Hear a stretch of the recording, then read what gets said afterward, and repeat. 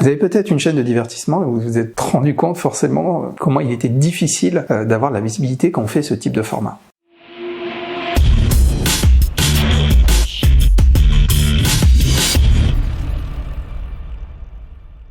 Bonjour à tous, bienvenue dans le LabTube, je suis content de vous retrouver pour cette nouvelle vidéo.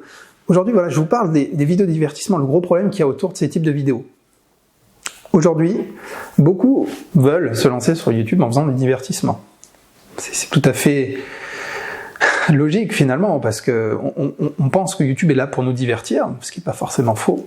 Et on a souvent à l'esprit des gens comme des Cyprien, des Squeezie, qui sont les meilleurs youtubeurs français, en tout cas les plus populaires, et on se dit, je peux faire comme eux, il n'y a pas de raison, ils se sont placés avec du divertissement, ils sont populaires, donc il n'y a pas de raison que j'ai pas ma place. Et c'est là que c'est compliqué. Il y a aussi tous ceux qui, musicalement, par exemple, ou les artistes qui veulent promouvoir leur art. J'ai été dans ce cas-là et je suis tombé dans ce piège également, c'est-à-dire je montrais mes tableaux ou montrer mes musiques, montrer que je fais tel type de composition et on trouve aucun public. Pourquoi ? Finalement c'est logique. Sur YouTube il y a 31 millions de chaînes. 31 millions de chaînes. Je vous laisse imaginer le nombre d'artistes par exemple qui veulent promouvoir leur musique. À quel moment YouTube va dire vous, qui venez de lancer votre chaîne ou votre chaîne a un an, pourquoi YouTube devrait mettre votre chaîne plus en avant que celle des dizaines, centaines de milliers d'autres artistes qui font de la musique comme vous? Il est là le souci. C'est pas possible. C'est techniquement pas possible. YouTube peut pas le faire. Donc souvent on dit YouTube c'est sa faute. Non, c'est qu'il ne peut pas le faire. Forcément, il doit faire un tri organiquement dans tous les résultats.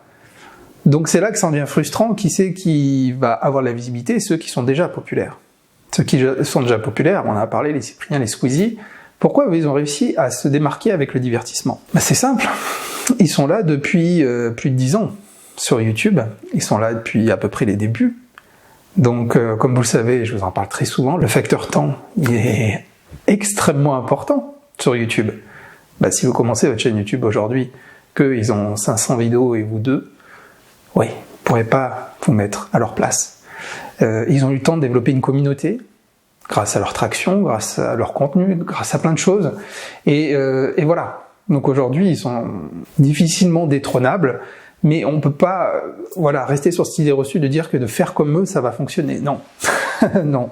Et c'est d'autant plus compliqué aujourd'hui où il y a 31 millions de chaînes, de confrères qui veulent faire peut-être comme vous. Pour moi, ma stratégie, il y en a plein sur YouTube. Ce que je vous enseigne sur cette chaîne, c'est de répondre organiquement pour avoir de la visibilité. Un bon moyen de le faire, surtout quand on commence, c'est de répondre organiquement, faire du SEO, du référencement naturel.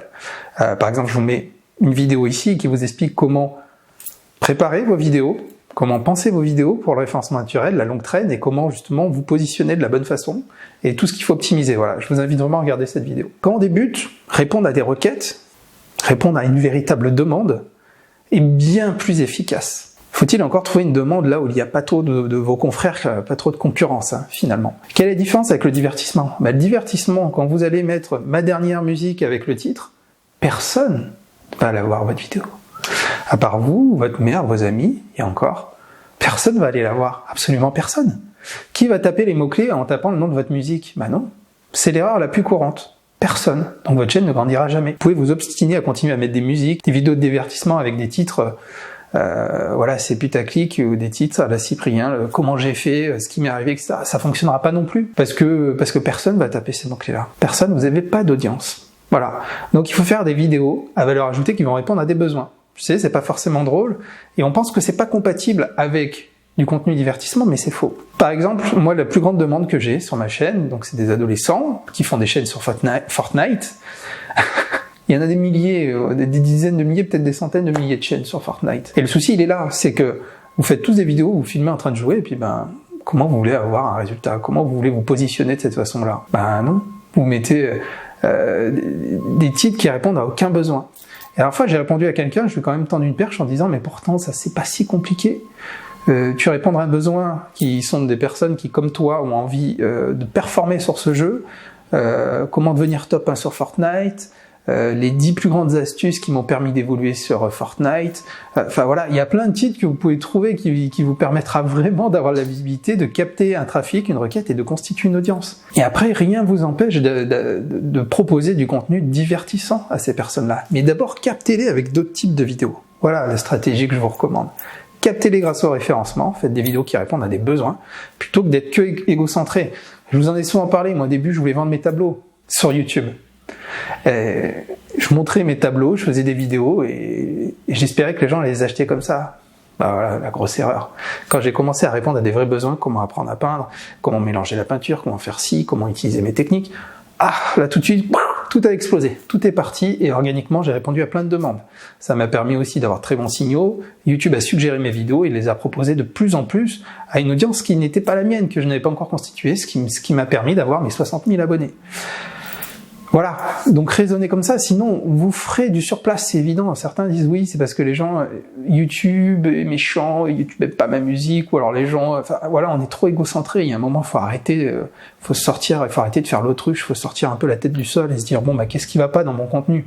Faut se remettre un peu, je pense c'est plus un travail d'introspection, essayer de se remettre en question plutôt que toujours dire YouTube. YouTube il fait bien son travail, les algorithmes sont pertinents. Il est pertinent par rapport à la data qu'il a, par rapport au public qu'il a. C'est-à-dire qu'il y a énormément de public, il y a énormément de chaînes qui proposent du contenu. Il doit juste donner des résultats les plus exhaustifs possibles pour, entre autres, y mettre sa publicité, etc., et faire du chiffre d'affaires. Et voilà, c'est un autre sujet, mais c'est comme ça que ça fonctionne. Donc ne faites pas l'erreur de faire que du divertissement en disant « ouais, je vais faire un prank dans la rue, ma vidéo va devenir virale, je vais finir dans les tendances. » Ça ne marche plus comme ça ne marche pas comme ça. Et prenez du recul et répondez à des vrais besoins. Essayez plusieurs choses, toujours essayez différents types de contenus, vous aurez des bonnes surprises. Mais on n'est pas à la télé. C'est bon. Quelqu'un n'allume pas une chaîne et attend de voir les émissions qu'il y a, et puis vous essayez de lui mettre du divertissement. Non, ça passe pas comme ça. Vous devez bâtir une audience. Vous devez constituer une audience, vous partez de zéro. Donc répondez à un besoin. Vous serez jamais dans les tendances, vous serez jamais sur les pages d'accueil de votre audience, et vous serez jamais en suggestion si vous ne faites pas ce genre de choses. Parce que ceux qui raisonnent comme ça, ils en finissent à faire du sub to sub, c'est-à-dire d'aller en description, la pire des choses que vous pouvez faire. Oh mais s'il te plaît, abonne-toi à ma chaîne et promis, je m'abonne en retour. Déjà, désolé de vous le dire si vous n'êtes pas au courant, quand vous mettez un commentaire comme ça, YouTube le filtre direct. C'est-à-dire que vous le voyez bien en commentaire, vous dites il est en place, et il le met en fait en spam. C'est-à-dire que vous êtes le seul à le voir, et le créateur le verra dans le dossier spam, pourra le supprimer ou pas. En tout cas, personne d'autre le verra, donc vous perdez clairement votre temps. Ça ne marche pas comme ça, vous allez vous essouffler et vous frustrer et vous abandonnerez YouTube. Ça, je vous le garantis. Donc pensez à votre contenu, pensez à, voilà, YouTube veut répondre à des besoins. Vous donnez du contenu à une audience, quand on est débutant, on répond à des requêtes, on fait du référencement. On répond à des requêtes type how to, des besoins, comment faire ci, comment faire ça. Et vous verrez que ça changera radicalement toutes les choses. Voilà, je vous remercie d'avoir regardé cette vidéo. Si vous voulez aller plus loin, si vous voulez passer à du concret, je vous recommande de regarder ma vidéo de formation. Vous inquiétez pas, c'est totalement gratuit. 21 techniques pour performer sur YouTube, pour réussir. Voilà, je vous mets le lien de la vidéo ici, c'est totalement gratuit. Vous aurez aussi des mails de conseils sur plusieurs jours où là, je vous donne du contenu concret, des vidéos et des contenus concrets, des articles pour pouvoir, si vous êtes déterminé, en tout cas, commencer à vous lancer sérieusement sur YouTube et à mettre les bonnes choses en place. Abonnez-vous aussi si vous voulez recevoir les prochaines vidéos et faire partie de toute cette communauté de youtubeurs qui sont hyper motivés à réussir. Voilà. Si vous voulez nous rejoindre, il suffit de s'abonner et de cliquer sur la petite cloche, bien sûr, pour être averti de nouvelles vidéos et des lives. Je vous remercie d'avoir regardé cette vidéo, le petit pouce levé, on n'oublie pas, bien entendu. Et je vous dis à très bientôt pour une autre vidéo. Ciao, ciao les amis.